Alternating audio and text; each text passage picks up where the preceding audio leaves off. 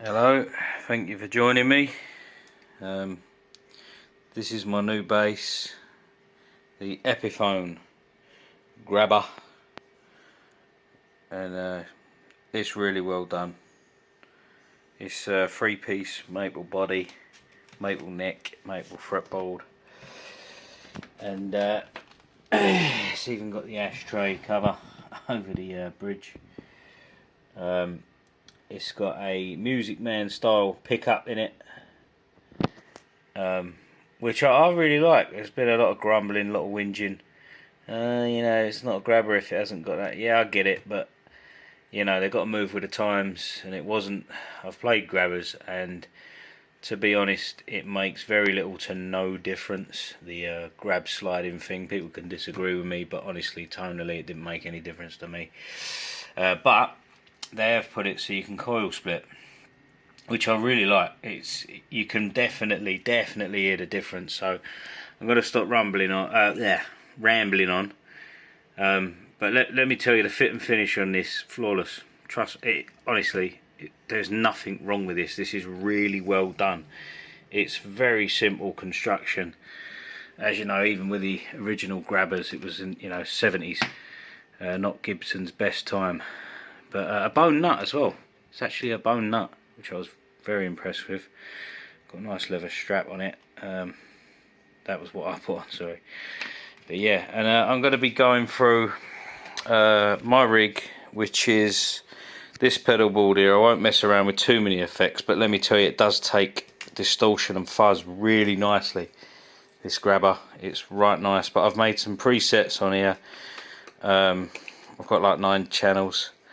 All set up, kind of like a P-bass type of sound, do you know, like with the low down a bit, sort of like 10-11 o'clock, mids in the middle, and then the highs boosted a little bit. So kind of P-bassy kind of settings with a bit of mid shape. I always use the mid shape, which is a really good setting on this.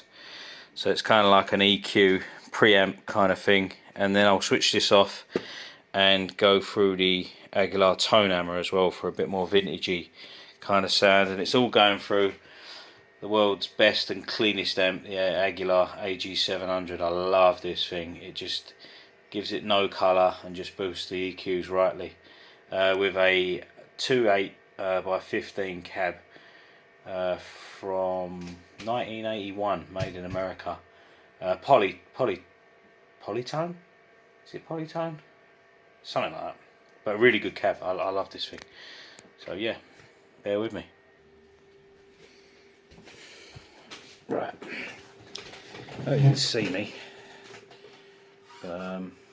This is a humbucker on,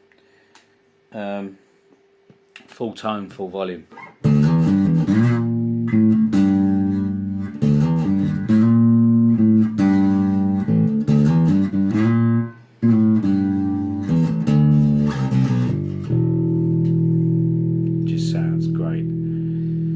Same thing with the coil split.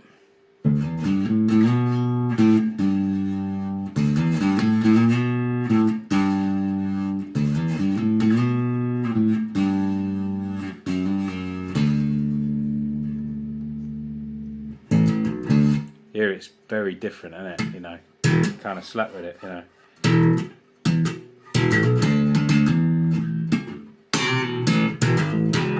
Yeah.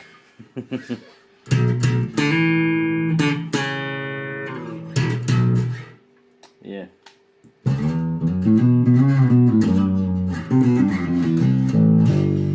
Yeah, let's go for something a bit, let's take a bit of the tone off and go for something a bit vintage.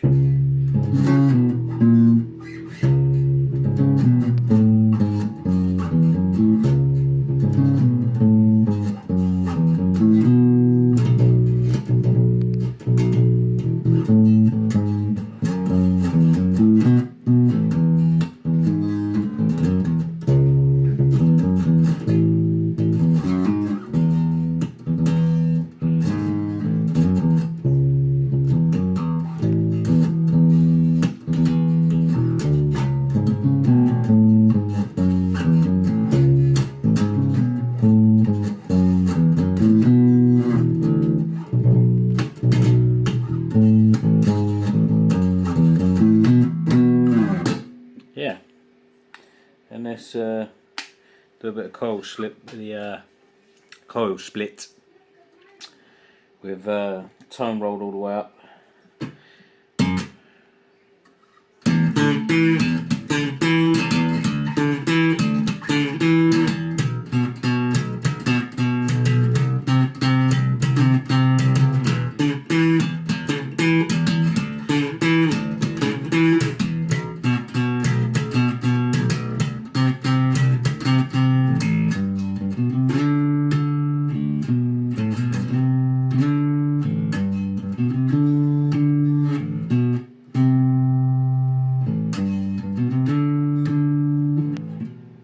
You get the idea.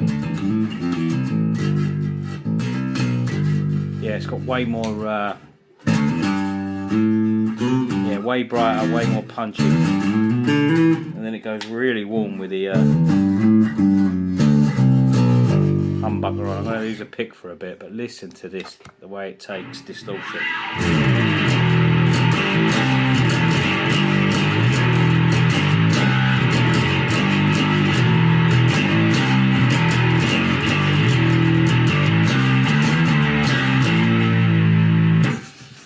Yeah, it is fat.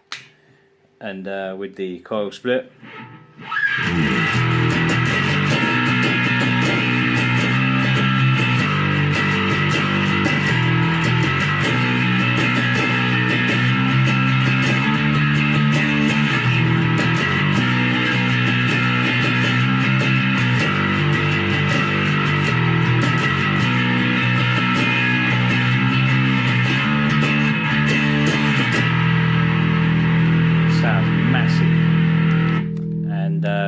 this with the MXR bass fuzz deluxe on. Let's go back to humbucker.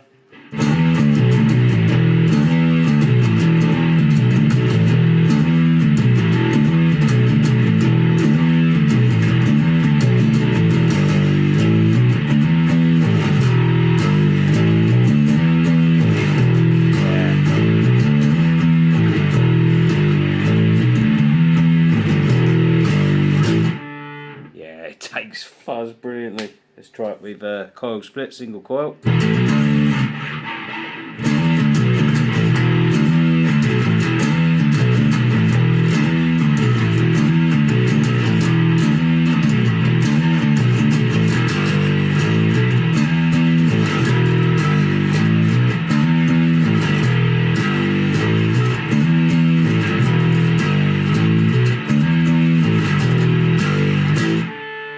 Yeah, it really does shine with a bit of distortion or a bit of fuzz on it. It's the nuts, I've got to say. Epiphone have blown it out of the water with this Gibson Epiphone. It's really well done. Nice neck. It's got a little bit of a D-shaped kind of taper to it. Not uncomfortable at all. I didn't like. I'm normally a Thunderbird player. I play Thunderbirds most of the time. And I didn't feel uncomfortable with this. It wasn't too big, wasn't too fat for my hands. Tuners are really good. They're nice ones. They're pretty much standard what you get on SGs and things like that. But yeah, I know people are grumbling about it not having the grabber gimmick, but honestly, that didn't do. It didn't do what this coil split's doing. It was a single coil, if I remember rightly, what I was reading up online. And this just gives you way more tonal options. Got that P bass kind of vibe, hear that? And then switch it back over to the humbucker. Now it sounds like something different, completely different. Way more warm.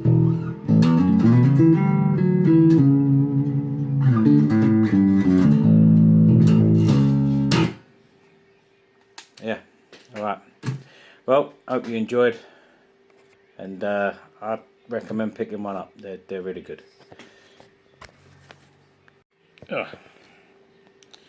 Righto, lastly but not leastly, I did promise I'd do the, is leastly a word? I don't think it is, but whatever. I said I'd go through the tone hammer. This is with the AGS on, if anyone's familiar with the tone hammer. This is where it sounds like some, this is humbucker on.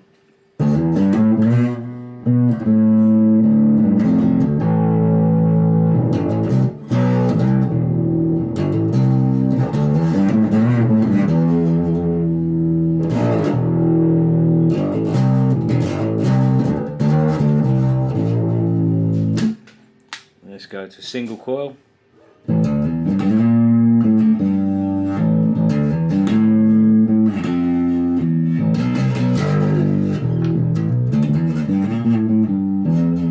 Sounds totally different, doesn't it?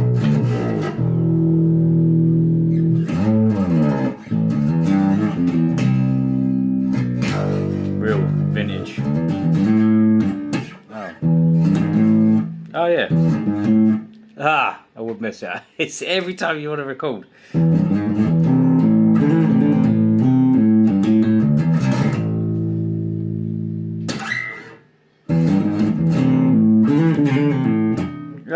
See? Every time I want to record.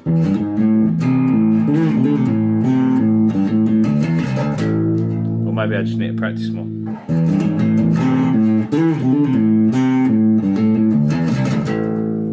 Don't worry, I won't cut any of this because I'm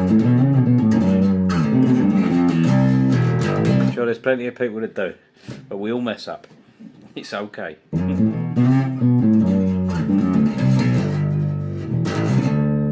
Yeah, it's just I could play it all day, and then back the humbucker on.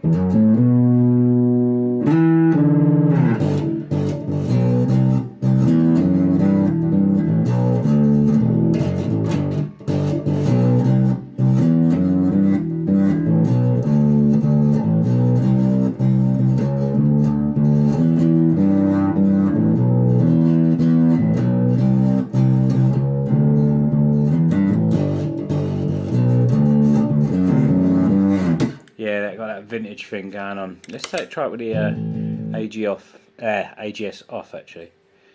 The tone hammer.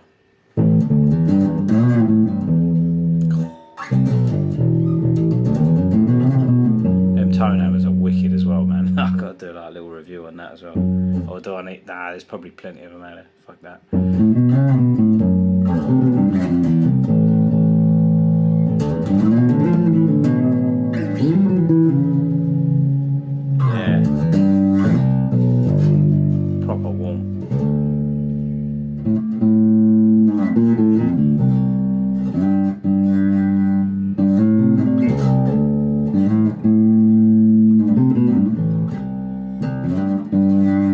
It's lovely. Let's go back to the Boss ME50B. Yeah, I think I prefer the ME50B. That mid-shape setting just